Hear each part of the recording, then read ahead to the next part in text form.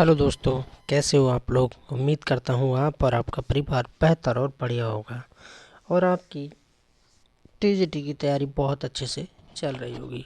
Previous की series में एक बार फिर आपका मोस्ट वेलकम, फिर आपका स्वागत करता हूँ और देखते हैं क्या क्या क्वेश्चन हिंदी विषय से पूछे गए हैं। तो शुरू करते हैं आज की क्लास। भारबी की माता का क्या नाम था। ये पीजीटी परीक्षा 2011 में पूछा गया था। तो भारबी की माता का क्या नाम था। मदर नेम पूछा है तो सुशीला टिक करेंगे। क्या नाम था? सुशीला। इससे हमें क्या होता है, ये पता लगता है कि प्रीवियस में आखिर क्वेश्चन कहाँ कहाँ से पूछा गया। और अभी हम क्या देख रहे हैं, अभी हम जो क्लास देख रहे हैं वो संस्कृत साहित्य देख रहे हैं। क्या देख रहे हैं? संस्कृत साहित्य देख रहे हैं कि संस्कृत का जो लिटरेचर आता है उससे कितने क्वेश्चन पूछे जाते हैं। जैसे कि मैंने पिछली वीडियो में आपको बताया कि 7 क्वेश्चन, लगभग 70 से 80% कालिदास से क्वेश्चन पूछे गए थे टीजीटी 2021 में। टीजीटी 2021 में कालिदास से 7% लगभग पूछे गए थे टोटल। तो इस तरह से हमें पता होना चाहिए कालिदास हैं। देखिए किस किस से पूछे जाते हैं। एक तो हमें कालिदास से पढ़ना है, बाणभट्ट से क्वेश्चन बन जाता है, बाणभट्ट से बन जाता है, मार्क से बन जाता है और भारवी से बन जाता है, श्रीहर्ष से बन जाता है। तो ये बहुत सारे ऐसे राइटर हैं जिनके बारे में क्वेश्चन बनता ही बनता है, पूछा ही जाता है। तो उन सबको पढ़ लेते हैं और देखते हैं क्या क्या क्वेश्चन पूछे गए। तो भारवी की माता का नाम सुशीला हो जाएगा। और अगर क्वेश्चन कुछ बनता है तो वो भी देख लेते हैं क्या क्वेश्चन बन सकता है। जैसे भारवी की माता का नाम सुशीला हो गया, पिता का नाम श्रीधर हो गया। क्योंकि माता का नाम पूछ लिया तो पिता का भी तो पूछा जा सकता है। तो माता का नाम सुशीला, पिता का नाम श्रीधर तथा उनकी पत्नी का नाम रसिकवती। वाइफ का नाम रसिकवती या रसिका है। कहीं कहीं आपको मिलता है रसिका और कहीं कहीं मिलता है रसिकवती तथा उनका वास्तविक नाम दामोदर है। अब देखिए यहाँ से, और उपाधि क्या है? उपाधि भारवी है। उपाधि क्या है? ये भारवी है। तो यहाँ से हमारे 4 से 5 क्वेश्चन तैयार हो गए। इस तरह से हमें पढ़ना है और अपने सेल्फ खुद से नोट्स मेंटेन करना है, नोट्स बनाना है कि भारवी की माता का नाम सुशीला, पिता का नाम श्रीधर, पत्नी का नाम रसिकवती या रसिका, उनका वास्तविक नाम क्या है? दामोदर, उनका रियल नेम क्या है? दामोदर, और उपाधि क्या दी गई है? भारवी दी गई है। तो इस तरह से सारे डाउट्स अपने क्लियर करेंगे। और एक्स्ट्रा फैक्ट में, क्योंकि अब क्वेश्चन आया है तो रिलेटेड हो, सब पता होना चाहिए। कुछ भी पूछा जा सकता है भारवी के बारे में। तो भारवी की माता का नाम हो गया सुशीला, पिता का नाम श्रीधर हो गया, पत्नी का नाम रसिका हो गया। ठीक है, भारवी का मूल नाम दामोदर हो गया, उपाधि क्या हो गई? भारवी हो गई। किस और भी ये क्वेश्चन भी कई बार पूछा गया है कि भारवी अर्थ गौरव शैली के प्रवर्तक माने जाते हैं। आप नोट डाउन कर लीजिए और याद रखना, क्योंकि आपसे क्वेश्चन पीछे भी बना है और आगे भी बन सकता है कि कौन सा निम्न में से कभी अर्थ गौरव शैली के लिए माना जाता है या प्रवर्तक जाने जाते हैं। तब आपका आंसर होगा भारवी। भारवी अर्थ गौरव के लिए जाने जाते हैं। सहसा विधित न क्रियाम सूक्ति किसके द्वारा दी गई है? तो किराता अर्जुनियम, किराता अर्जुनियम महाकाव्य के द्वितीय सर्ग से दी गई है। अब ये इसमें भी कई क्वेश्चन तैयार हो जाते हैं। किराता अर्जुनियम क्या है? महाकाव्य है। किसने लिखा है? भारवी ने लिखा है। ठीक है, तो सहसा विधियत न क्रियाम ये सूक्ति कही गई है।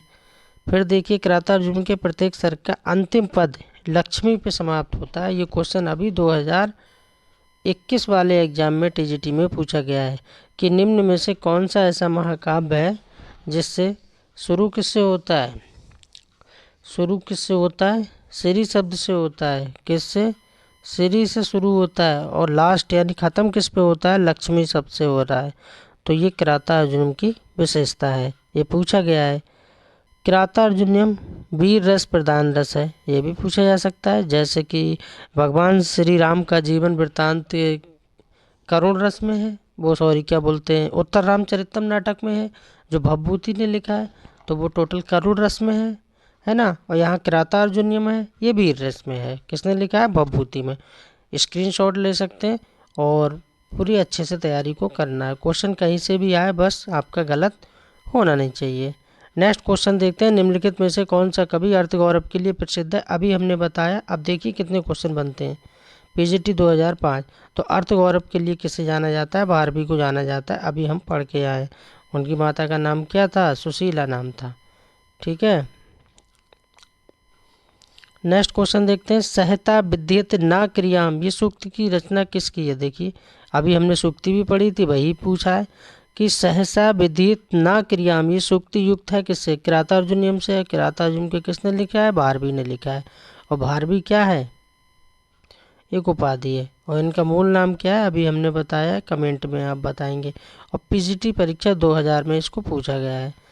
किरातार्जुन के प्रत्येक सर्ग का अंतिम पद क्या है? देखिए अभी हमने जब पढ़ा था, अभी टीजीटी 2021 में इसको किस तरह से पूछा गया था कि किरातार्जुन के प्रत्येक किससे श्री और लास्ट में लक्ष्मी, याद रखना है।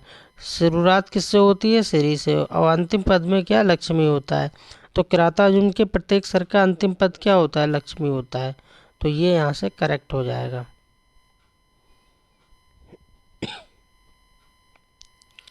अब इसकी थोड़ी सी और जानकारी पढ़ लेते हैं इसके बारे में, क्वेश्चन बन सकता है, स्क्रीनशॉट ले सकते हैं। किरातार्जुन महाकवि भारवी के द्वारा प्रेरित, मतलब क्या है? लिखा गया। किरातार्जुन महाकवि भारवी द्वारा लिखा गया एक महाकाव्य है। इसमें कुल 18 सर्ग हैं। हाँ, सर्ग भी पूछे गए हैं। फिलहाल पीजीटी के एग्जाम में ज़्यादा पूछे जाते हैं इस तरह से क्वेश्चन, टीजीटी थोड़ा सा हल्का पूछता है। इसमें कुल सर्गों की संख्या अगर आपसे पूछी जाएगी तो 18 सर्ग लगाना है। अगर श्लोक भी पूछ लिए तो 1040 श्लोक लगाना है, कोई दिक्कत की बात नहीं। कथा वस्तु को महाभारत के वन पर्व से लिया गया है और ये भी पीजीटी में पूछा गया है। आगे क्वेश्चन मिलेगा देखने को कि इसकी जो कथा वस्तु है, जो स्टोरी है, जो कहानी है, वो कहाँ से ली गई है? तो महाभारत के वन पर्व से ली गई है। कहाँ से ली गई है? महाभारत के वन पर्व से। इसीलिए इसमें क्या है, कौन सा रस बताया था? वीर रस है, ये भी याद रखना है। किरातार्जुन का प्रारंभ महाराज युधिष्ठिर द्वारा भेजे गए गुप्तचर, गुप्तचर समझते हो ना, जासूसी का जो काम करता है, द्वारा भेजे गए गुप्तचर के आगमन से प्रारंभ होता है, यानी कि आने से प्रारंभ होता है, जो कि ब्रह्मचारी वेश धारण किए हुए है। और इसमें अर्जुन और किरात, किरात यानी वेशधारी शिव के बीच वर्णन है। अंतोगत्वा शिव प्रसन्न होकर अर्जुन को पशुपत्रास्त्र प्रदान करते हैं। वस्तुतः भारवी संस्कृत कवियों में रीति शैली के जन्मदाता हैं। और ये याद रखना है, अंडरलाइन कर सकते हैं, याद रखना है बिल्कुल ही कि भारवी संस्कृत काव्यों में रीति शैली के जन्मदाता है।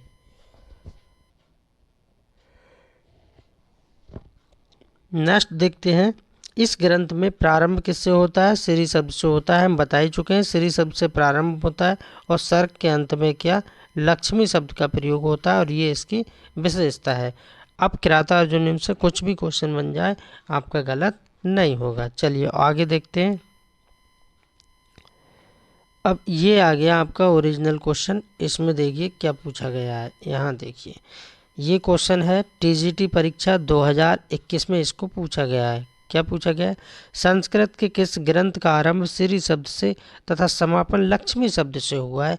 जो बात हम आपको बार बार बता रहे हैं वही देखो यहाँ पर पूछा गया है, किरातार्जुनीय। और किरातार्जुन को किसने लिखा है? भारवी ने लिखा है। बार बार चीज़ें बताने से क्या होती हैं, आपको याद हो जाएंगी। ठीक है, क्लियर हो गया। देख सकते हैं कि शुरुआत किससे हुई है? श्री से हुई है। एंड किससे हुआ है? लक्ष्मी से हुआ है। कौन सा रस है इसमें? वीर रस है। किसने लिखा है? भारवी ने लिखा है। भारवी क्या है? एक उपाधि है, याद रखना है।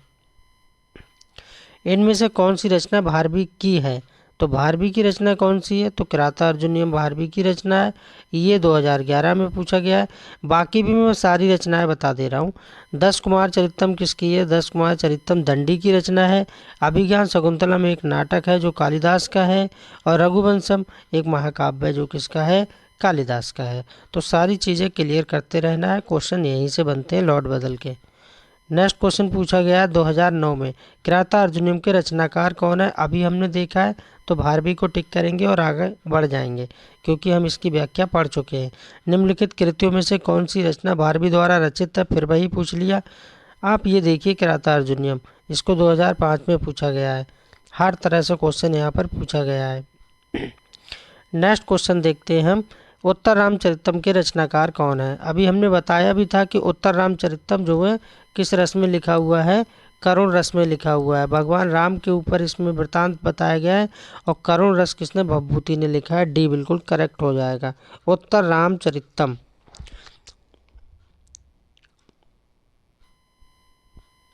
संस्कृत के किस कवि ने एको रसा करुणा एव कहकर करुण रस को रसराज घोषित किया है? किस रस को रसराज कहा जाता है? तो करुण रस को इन्होंने बोल दिया है। अब किसने बोला है? तो भवभूति ने बोला है, जिन्होंने क्या? उत्तर रामचरितम लिखा है। थोड़ा सा इसकी व्याख्या देख लेते हैं।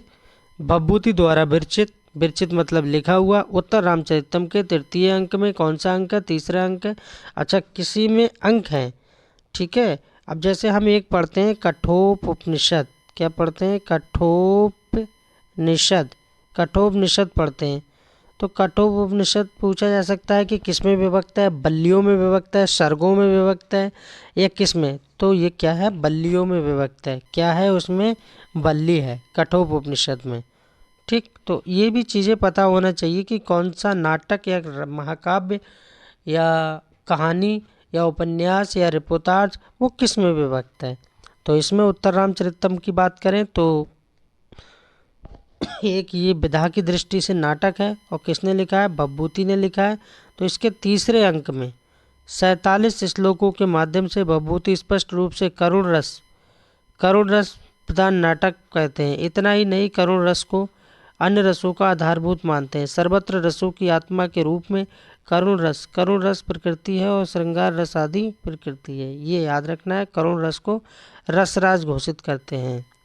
अब आपको पता लग गया होगा कि करुण रस को रसराज घोषित किसने किया था? भवभूति ने किया था। किस नाटक में किया था? तो उत्तर रामचरितम में किया था, 47वें श्लोक के माध्यम से और तृतीय अंक में। ये क्वेश्चन देखते हैं। उत्तर रामचरितम का प्रधान रस क्या है? क्वेश्चन को बस घुमा के पूछ लिया, कोई दिक्कत की बात नहीं है। करुण रस को टिक करेंगे। उत्तर रामचरितम यानी कि भवभूति याद रखना है। पीजीटी परीक्षा अभी लास्ट ईयर 2021 में हुई है और 3 में पूछा गया वही, यानी ये देखिए नीचे टीजीटी में पूछा 2003 में और वही 2021 में पीजीटी में पूछ लिया। ये एलटी का एग्ज़ाम अभी एक बार हुआ है रिटर्न, आप देख सकते हैं यहाँ पर 2018 में एग्ज़ाम हुआ है और उसी से ये क्वेश्चन पूछा गया है कि करुण रस को एकमात्र रस किसने माना है? तो भवभूति ने माना है। क्वेश्चन आप देख लीजिए कहाँ से आ रहे हैं, कितने रिपीट होते हैं। तो करुण के रस राजत का प्रतिष्ठापक ग्रंथ क्या है? उत्तर रामचरितम। क्या है? उत्तर रामचरितम। सी बिल्कुल करेक्ट हो जाएगा।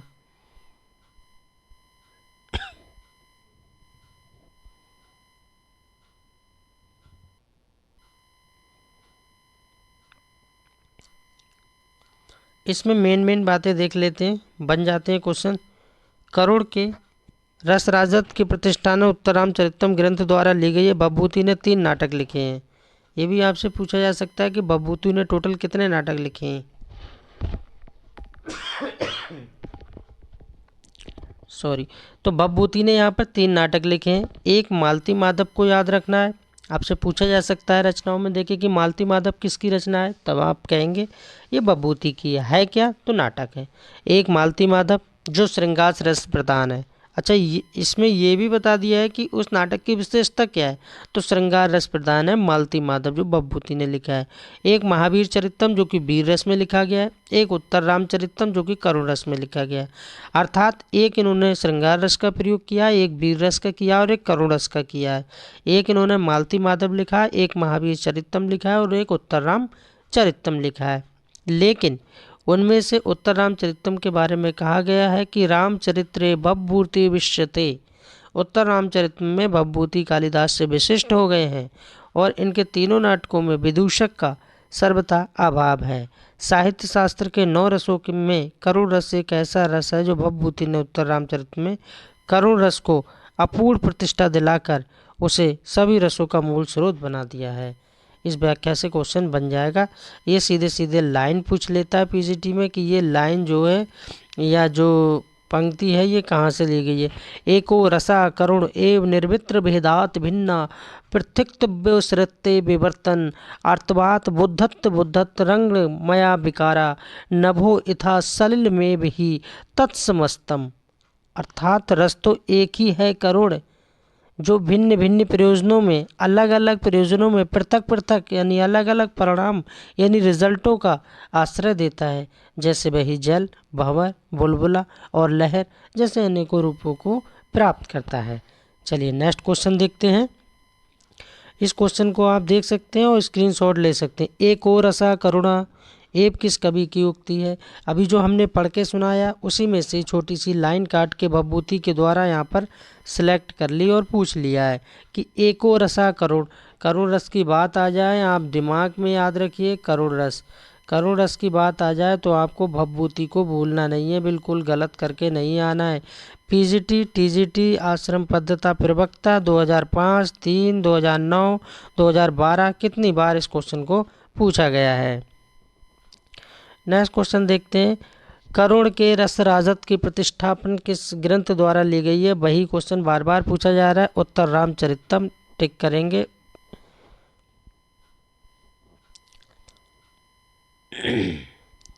अब देखते हैं भारवी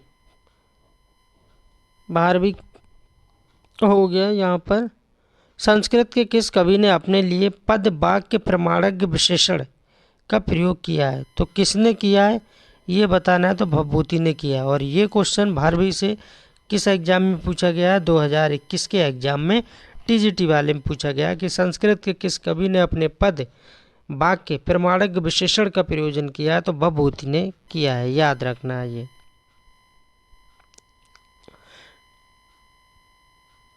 अब वहाँ पर पूछा था कि भवभूति का माता का नाम बताओ, तो हमने सुशीला पढ़ा था। हमने कहा ना जीवन परिचय से क्वेश्चन आते हैं टीजीटी 2010, तो यहाँ देख सकते हैं। अब भवभूति का मूल नाम क्या था, तो भवभूति का मूल नाम क्या था, तो श्रीकंठ था। क्या था, श्रीकंठ था। अब यहाँ थोड़ा सा उनके बारे में जान लेते हैं, भवभूति के बारे में। भवभूति का मूल नाम श्रीकंठ था।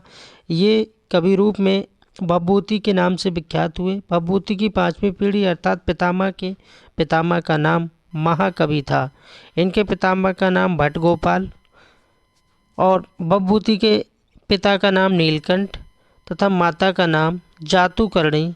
कुछ विद्वान इनकी माता का नाम जातुकर्णी मानते हैं। भवभूति को श्रीकंठ पद लाछन ये शब्द देके आपसे पूछा जा सकता है कि ये किसके लिए कहा जाता है। श्रीकंठ पद लाछन कहा जाता है। भवभूति पद वाक्य प्रमाणक, जैसे इसमें पूछ लिया। भवभूति पद वाक्य और प्रमाणक थे और इसका आश्रय ये है कि वे पद व्याकरण वाक्य यानी नाट्यशास्त्र और प्रमाण यानी मीमांसा दर्शन के महान विद्वान थे। इनके गुरु का नाम ज्ञान निधि था जो यथार्थ वाले थे। याद रखना इतनी सारी बातें।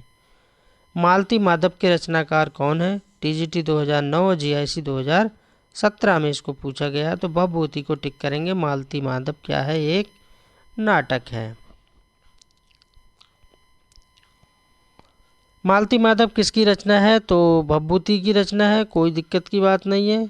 11 और 16 के एग्जाम में टीजीटी के ये पूछा गया है। कौन सी कृति यानी रचना भवभूति की नहीं है, तो आपको सारी रचनाएं जब भवभूति की पता होंगी तभी आप बताएंगे। उत्तर रामचरितम मैंने बताया करुण रस में लिखा हुआ है, ये क्या है, भवभूति की रचना है। महावीर चरितम ये भी भवभूति का नाटक है। और मालती माधव, 3 ही नाटक हैं, ये तीनों हैं। पर कपूर मंजरी उनकी रचना नहीं है। अगर कपूर मंजरी भवभूति की रचना नहीं है तो फिर किसकी है, तो ये राजशेखर के द्वारा लिखित है।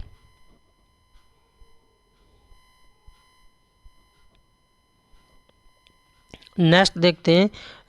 उत्तर रामचरितम के तृतीय अंक का संबंध किससे है। तीसरे अंक की बात की गई है पीजीटी परीक्षा 2009। उत्तर रामचरितम के तृतीय अंक का संबंध किससे है, पंचवटी से है। ठीक, किससे है, पंचवटी से है। हाँ, आपसे ये भी पूछा जा सकता है कि इस उत्तर रामचरितम नाटक में टोटल अंक कितने हैं, तो आपका आंसर होगा 7 अंक होते हैं। प्रथम, द्वितीय, तृतीय, चतुर्थ, पंचमी, षष्ठम और सप्तम। तो यहाँ पर 7 अंक बताए गए। और किस अंक का नाम क्या है, अंक का नाम क्या दिया, जैसे प्रथम अंक का नाम चित्रदर्शन है, द्वितीय अंक का नाम पंचवटी है, और तृतीय का छाया है, चतुर्थ का कौशल्याजनक मिलन है। मतलब चौथे अंक में क्या होता है, कौशल्याजनक का मिलन हो जाता है। पाँचवें अंक में कुमार विक्रम है, छठे में कुमार प्रत्याभिज्ञान है, और सप्तम में क्या है, सम्मेलन गर्भम है। ये बातें सारी याद रखना है। बभूति की रचना का नाम क्या है, तो बभूति ने कौन सी रचना लिखी है, कितनी बार हम बता चुके हैं, उत्तर रामचरितम। हाँ, टोटल इसमें अंक कितने पूछे जा सकते हैं, 7 अंक हैं।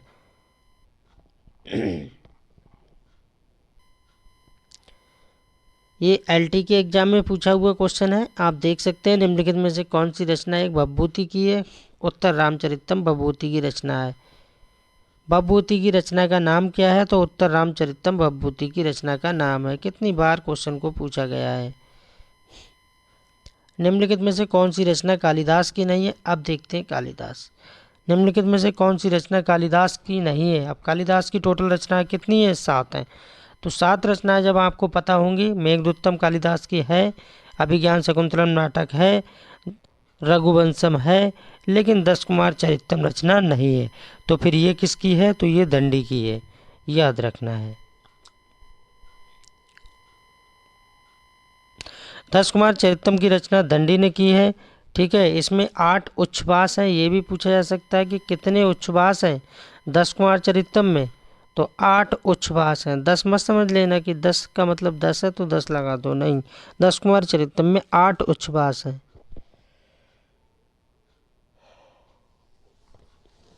काव्यादर्श, अवंती सुंदरी, ये सारे आप देख सकते हैं। और प्लीज़ सभी भाई बहनों से छोटी सी रिक्वेस्ट रहेगी, वीडियो को लाइक नहीं करते हैं आप बिल्कुल ही। ये फ्री ऑफ कॉस्ट आपको क्लासेस दी जा रही हैं, पढ़ाया जा रहा है। अगर आपका भला मेरी द्वारा हो जा रहा है तो आपको एक लाइक करने में क्या जा रहा है, लाइक कर दीजिए, कमेंट कर दीजिए, हाँ सर क्लास बढ़िया है, ख़राब है, स्वतंत्र हैं, आप बता सकते हैं कि क्लास अच्छी है या नहीं। अभिज्ञान शकुंतलम नाटक के लेखक कौन है, कितनी बार पूछा है। अभिज्ञान शकुंतलम की बात हो रही है। पहली बात तो ये याद रखना है, ये क्या है, नाटक है। दूसरा, अभिज्ञान शकुंतलम किसने लिखा है, तो कालिदास ने लिखा है। कालिदास सी में है, टिक करेंगे, आगे बढ़ जाएंगे। कालिदास ने अभिज्ञान शकुंतलम में कितने प्रकार के छंदों का प्रयोग किया है, टीजीटी परीक्षा 2021 में इसको पूछा गया है, देख लीजिए कालिदास से। तो कालिदास ने अभिज्ञान शकुंतलम में कितने प्रकार के छंदों का वर्णन किया, तो 24 प्रकार के छंदों का वर्णन कालिदास ने किया है। साथ ही साथ ये भी बता दूं मैं कि ये जो नाटक है, इस नाटक पे कालिदास को बहुत विख्याति प्राप्त हुई है। कालिदास कृत अभिज्ञान शकुंतलम में टोटल 24 छंदों का प्रयोग किया गया है। इसके मुख्य पात्रों की बात करूं तो दुष्यंत और शकुंतला है। और दुष्यंत हस्तिनापुर के राजा हैं, जो कि शिकार करने के लिए जंगल में आते हैं, और उनकी मुलाकात किससे होती है, शकुंतला से, और वो मुग्ध हो जाते हैं शकुंतला पर, और आगे चल के वो गांधर्व विवाह भी करते हैं। इनके अन्य 2 नाटक और हैं कालिदास के, अभिज्ञान शकुंतलम एक नाटक ये हो गया, और मालवीय अग्निमित्रम और विक्रमोर्वशीयम।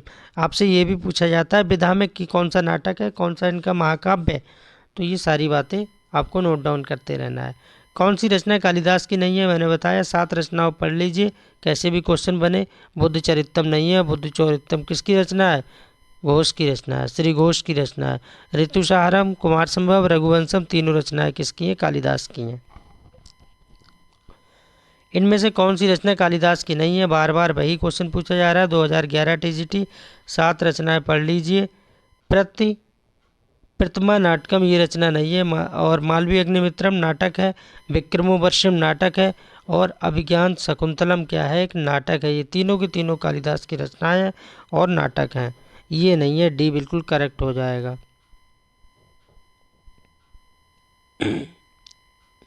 निम्नलिखित में से एक रचना कालिदास की नहीं है, तो कौन सी नहीं है, ऋतुसारम, मेघदूतम, अभिज्ञान शकुंतलम, नैषधि चरितम नहीं है। तो नैषधि चरितम जो है ये रचना नहीं है। ये रचना किसकी है, तो ये रचना श्रीहर्ष की है, याद रखना है, किसकी, श्रीहर्ष की।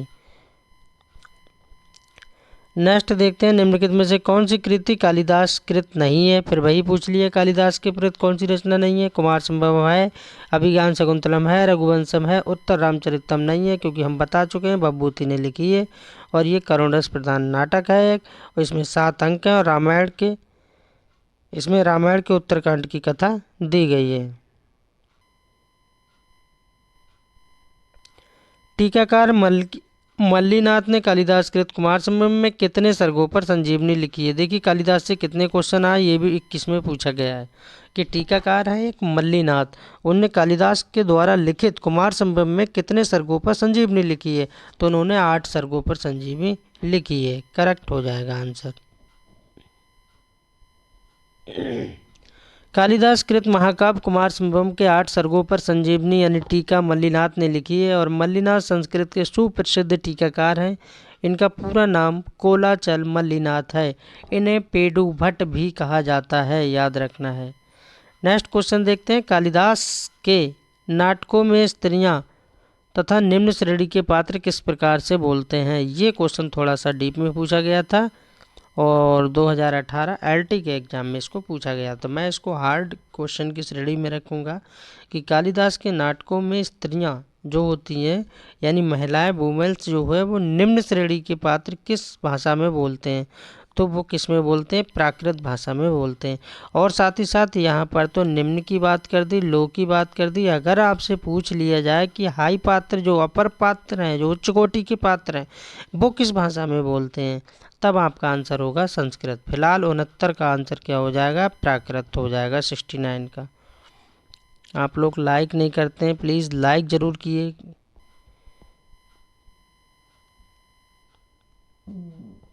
कालिदास द्वारा रचित रघुवंशम कुमार संभवम तथा मेघदूतम लघुत्राई के नाम से जाने जाते हैं। ये 3 रचनाएं जो हैं आपको याद रखना है कि कालिदास द्वारा रचित रघुवंशम कुमार संभव मेघदूतम ये लघुत्राई में आते हैं।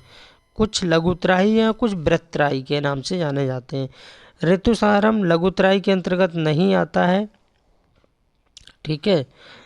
इसमें 6 सर्ग हैं। कितने सर्ग हैं इसमें? 6 सर्ग हैं, लगभग 144 श्लोक हैं।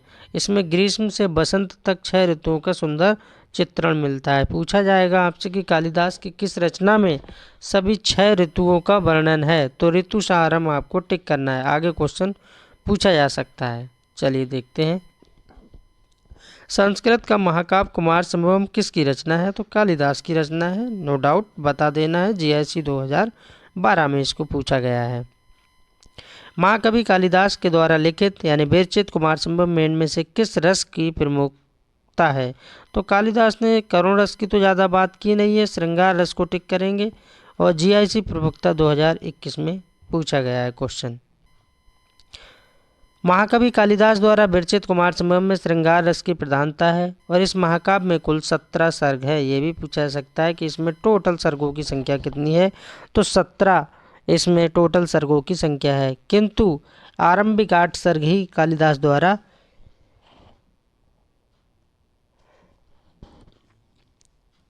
शुरुआत के आरंभिक यानी 8 सर्ग ही कालिदास द्वारा लिखित हैं। अब कालिदास की टोटल 7 रचनाएं, उनको कैसे करके विभक्त किया चलिए देख लेते हैं। जैसे महाकाव्य और खंडकाव्य और नाटक, एक महाकाव्य, एक नाटक, एक खंडकाव्य। नाटक में 3 याद रखो, कितने? 3 रचनाएं, मालवीय अग्निमित्रम, विक्रमोर्वश्यम और अभिज्ञान शकुंतलम। और सबसे प्रसिद्ध नाटक इनका अभिज्ञान शकुंतलम ही है, जिसमें राजा दुष्यंत और शकुंतला की कहानी है। खंडकाव्य में इसमें ऋतुसारम और मेघदूतम 2, यानी आप देख सकते हैं, इनके ट्रिक भी बना सकते हैं। जब बारिश होती है तो मेघ आता है, बादल आता है, ठीक है, तो मेघदूतम और ऋतुसारम। जब ऋतु बारिश की होगी, गड़बड़ होगी, ठीक है, तब ऋतुसारम ट्रिक बना लीजिए। खंडकाव्य में ऋतुसारम मेघदूतम, नाटक में मालवीय अग्निमित्रम और विक्रमोर्वश्यम अभिज्ञान शकुंतलम। महाकाव्य में कुमार संभव और रघुवंशम को याद रखेंगे। रघुवंशम में राजा दिलीप और सुदीक्षणा की कहानी दी गई है। ये सारी बातें आप डीप में पढ़ सकते हैं। इनमें से निम्न में से कौन सा ग्रंथ कालिदास द्वारा प्रणीत है? प्रणीत का मतलब लिखा गया है। कालिदास ने कौन सा लिखा है? तो उत्तर रामचरितम हम बता चुके हैं, भवभूति। मिरज कटकम शूद्रक ने लिखा है। मुद्रा राक्षस किसने लिखा है? कमेंट में बताएंगे। मालवीय अग्निमित्रम एक नाटक है जो कालिदास ने लिखा है। मिरज कटकम के रचयिता कौन है? अब उसमें पूछ लिया तो इसमें शूद्रक को टिक करेंगे। 2012 में इसको पूछा गया है।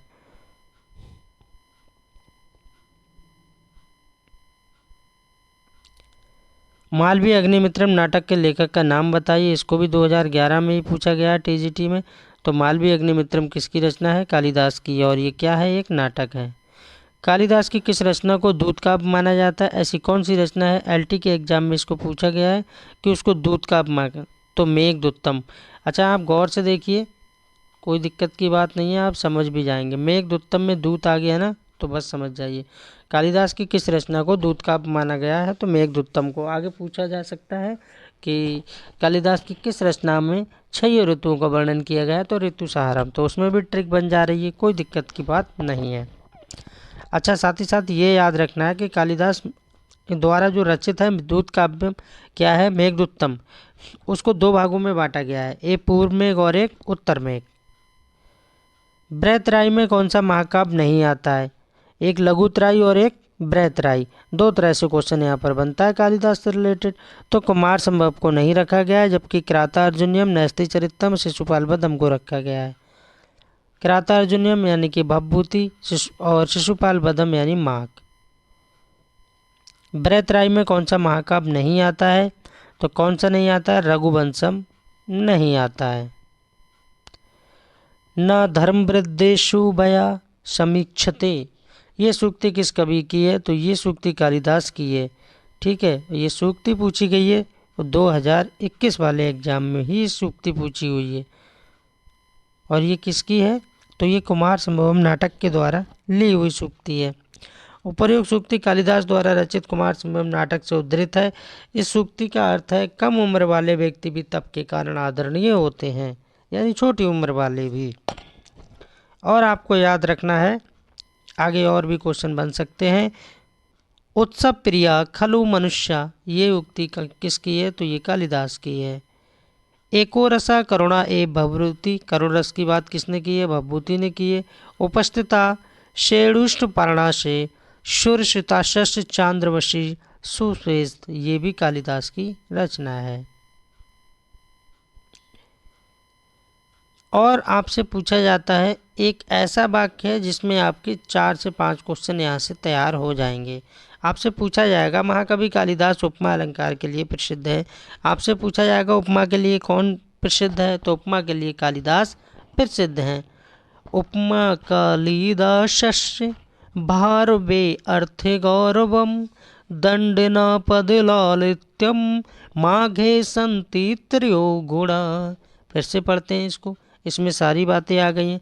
उपमा कालिदासस्य भारवे अर्थे गौरवम दंडिना पदलालित्यम माघे संति त्रयो गुणा। त्रयो गुणा का मतलब है 3 गुण।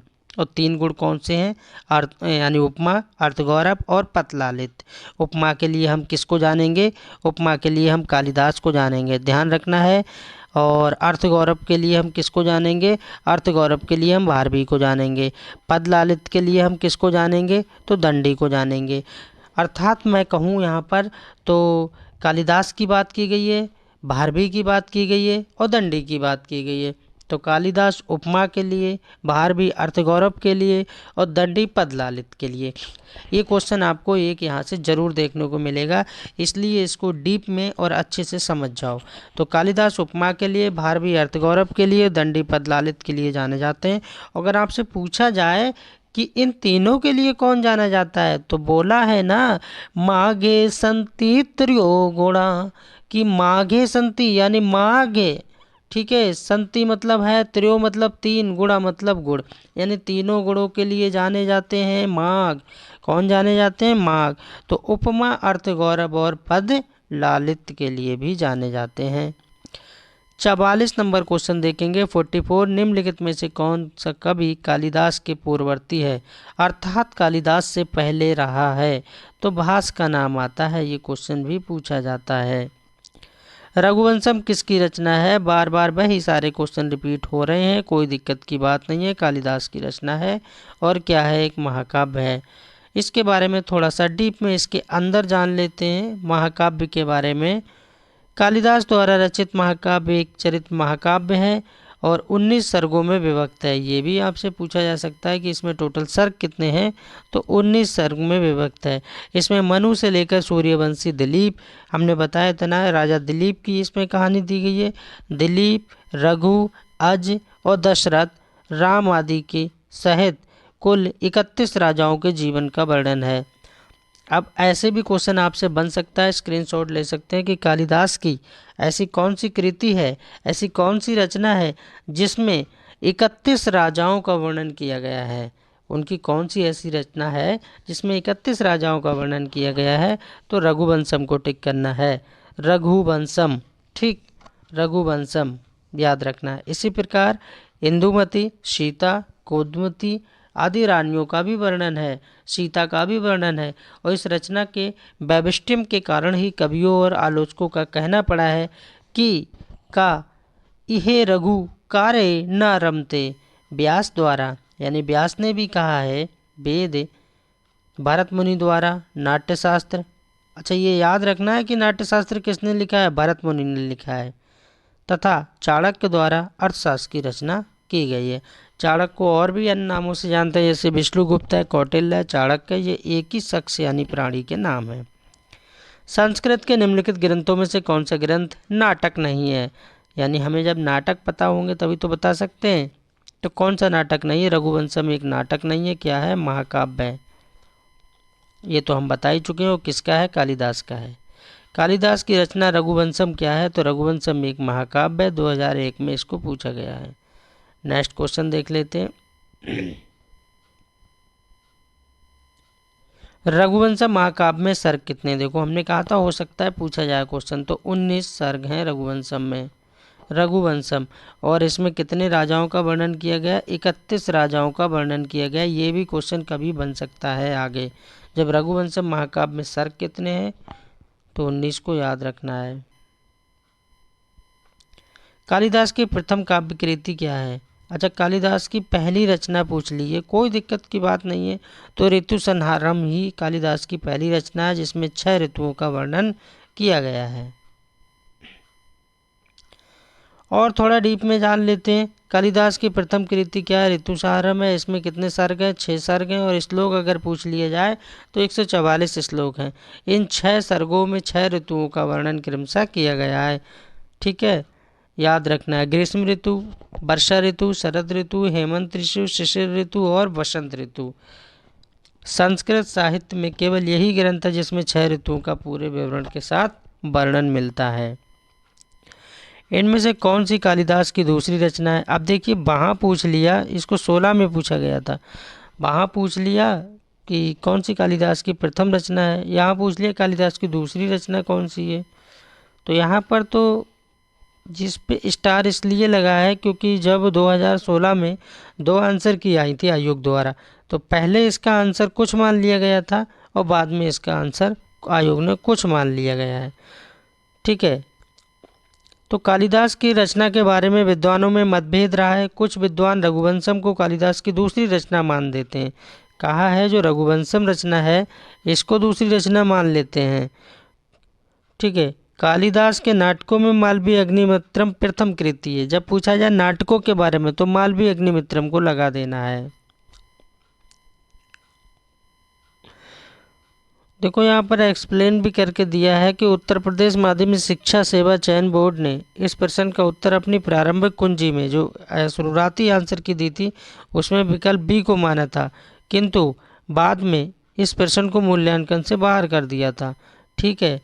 तो माना तो अभिज्ञान शकुंतलम को है, पहले तो अभिज्ञान शकुंतलम को मान लिया और उसके बाद में इस प्रश्न को इनवैलिड करार दे दिया, यानी कि बाहर निकाल दिया। निम्नलिखित में से कौन सी रचना लघुत्राय में नहीं आती है, ऋतु संहारम बिल्कुल करेक्ट आंसर हो जाएगा, डी बिल्कुल करेक्ट हो जाएगा।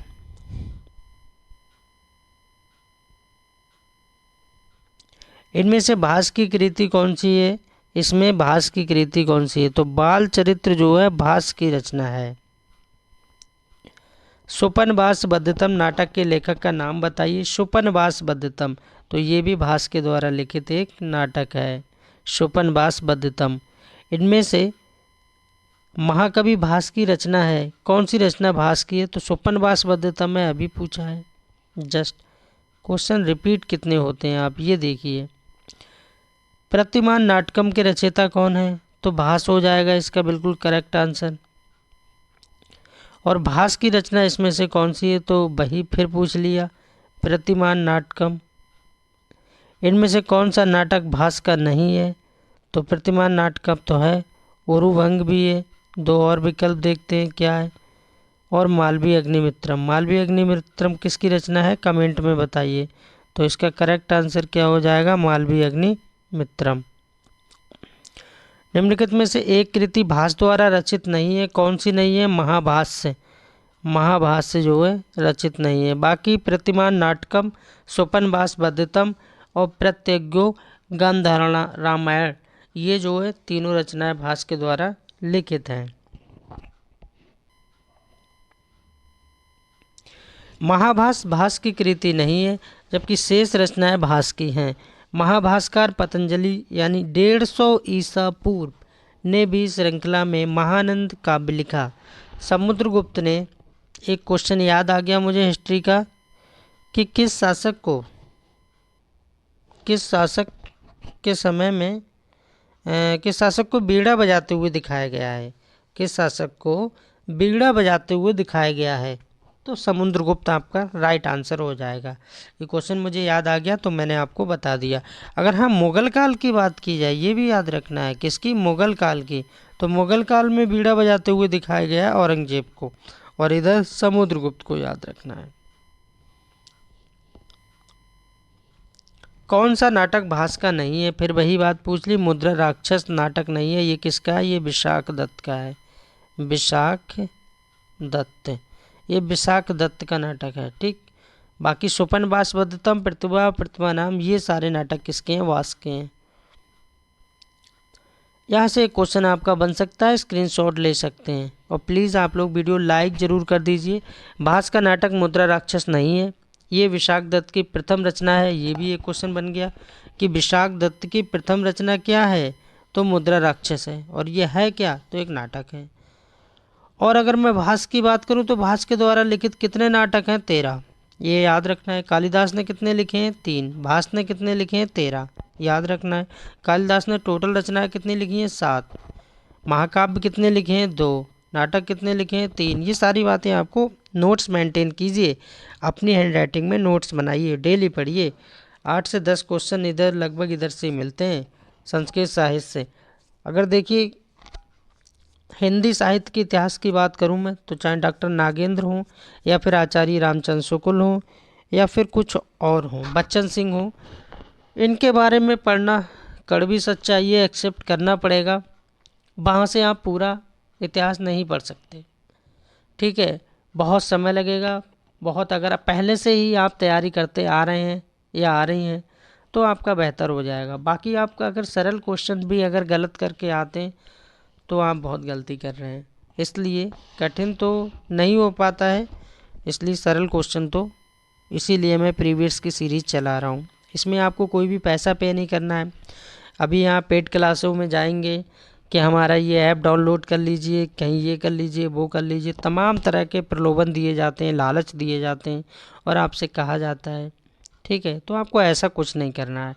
हमारे प्लेटफॉर्म पे आपको बस इतना करना है, वीडियो को देखना है, कॉपी पेन लेके बैठा करें और एक क्वेश्चन से 10 क्वेश्चन स्वतः तैयार करें और उन्हीं से क्वेश्चन बनते हैं। और इस बात का मैं प्रमाण भी दे रहा हूँ, आपको बता भी रहा हूँ साथ ही साथ कि देखिए क्वेश्चन कितने रिपीट होते हैं। तो कुल मिला के भास के द्वारा 13 नाटक हैं, जिसमें प्रतिमान नाटकम है, अभिषेक नाटक है, उरुभंगम नाटक है, दूत वाक्यम नाटक है, पंचरात्रम है और दूत घटोत्कच है, कर्णभार है, मध्यम व्योम है, बाल चरित्र है, अब इसमें से स्वपनवास है, ये चारुदत्तम है। ये सारे नाटक हैं, कुछ भी पूछा जा सकता है। अगर आपने भास के द्वारा ये 13 की 13 नाटक पढ़ लिए, ठीक है, और बाकी कालिदास की 7 रचनाएं पढ़ ली, तो संस्कृत साहित्य में आपकी समझ लिए कि 8-10 नंबर पक्के हो गए। तो ये आपका क्लियर है ना। तो GIC 2021 में इसको पूछा गया है कि दूत वाक्यम कृति के रचनाकार कौन है। अभी हमने पढ़ा तो भास को लगा देंगे। ये देखिए दूत वाक्यम भास की रचना है। कोई दिक्कत की बात नहीं है। कितने नाटक बताए थे? 15 नाटक बताए थे टोटल। एक बार में चीज़ तो याद नहीं होती है ना, तो जो बार बार हम पढ़ते हैं तो याद हो जाती है। महाकवि कालिदास किस अलंकार के लिए प्रसिद्ध हैं? उपमा। हमने बताया था ना, अर्थ गौरव के लिए, उपमा के लिए, पदलालित के लिए, ठीक है, और तीनों के लिए कौन जाने गए थे? माघ। तो ये सारा हमने उसी समय ही आपको बता दिया था। संस्कृत के प्रथम नाटककार कौन है? संस्कृत के प्रथम नाटककार कौन है? ये टीजीटी परीक्षा 2021 में पूछा गया है। बताइए कि संस्कृत के प्रथम नाटककार कौन है? तो भास किधर है? डी बिल्कुल करेक्ट हो जाएगा। भास बिल्कुल करेक्ट हो जाएगा। अब भास के द्वारा नाट्य साहित्य क्या क्या लिखा गया है? जैसे प्रतिमान नाटकम, सुपनवास वधतम, आविकारम, चारुदत्त, पंच। टोटल कितने लिखे हैं? 15। उन्हीं में से ये पूछे गए हैं। फिर यहाँ पूछा जा रहा है निम्नलिखित में से कौन सा भास द्वारा रचित नाटक नहीं है? तो आप बता सकते हैं कि मृच्छकटकम जो है किसने लिखा है? शूद्रक ने लिखा है। तो यही आंसर हो जाएगा, क्योंकि नहीं में पूछा जा रहा है। नेक्स्ट देख लेते हैं। हाँ, ये वीडियो यहीं पे समाप्त होती है और नेक्स्ट इससे आगे के, अभी संस्कृत साहित्य की भी मैंने क्लास दे दी आपको, बीच बीच में उधर से भी दे रहा हूँ, ठीक है। बाकी आपको टॉपिक वाइज भी पढ़ना है तो बताते रहिए। फ़िलहाल प्रीवियस सीरीज़ तो चल ही रही है। आप कमेंट कर सकते हैं कि सर इस पर वीडियो बनाइए, तो मुझे बेहतर अच्छा लगेगा अपने आप के लिए कि हमारे द्वारा जितने भी भाई बहन पढ़ रहे हैं वो हमें सपोर्ट कर रहे हैं और आराम से अपनी बढ़िया से तैयारी कर रहे हैं। खुश रहिए, मस्त रहिए, बिंदास रहिए और एक पॉजिटिव सोच के साथ अपनी तैयारी करते रहिए। मिलते हैं नेक्स्ट वीडियो में।